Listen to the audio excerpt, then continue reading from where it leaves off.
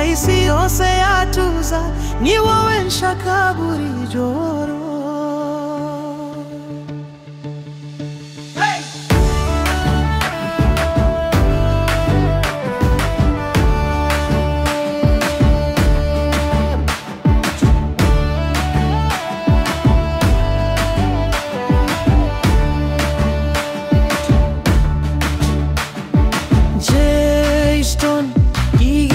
Tekereza kubona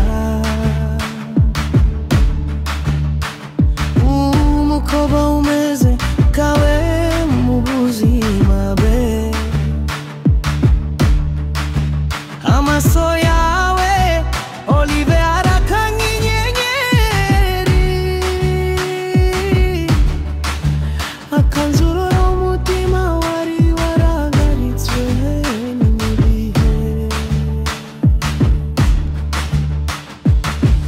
Intambwe zawe zikisha bugufi mbuka, kimiziki y'amafilimi yo mu mayindindi.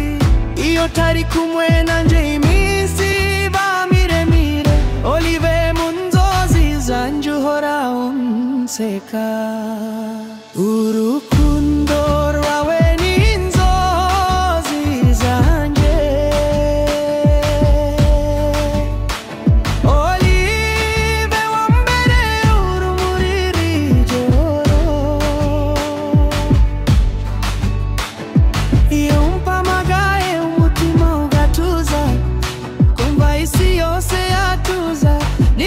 Nshaka buri joro.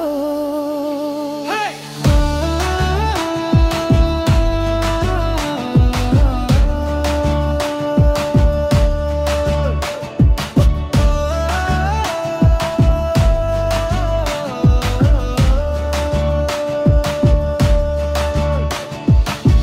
Inkuru yacu isa n'iyaboliwi, uhuriro h'imitima ibiri yahuye irateguje.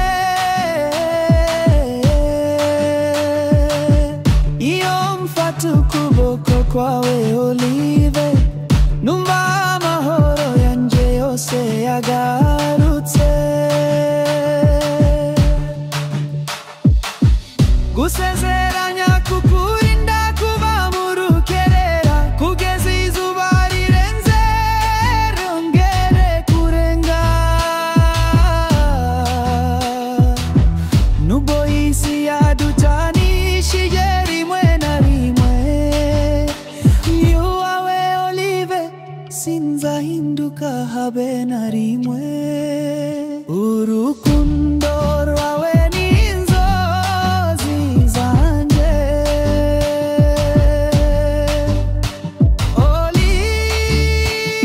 Olive, uyu mureranje rwa nijoro. Jason agusezeranya kugeza ku iherezo.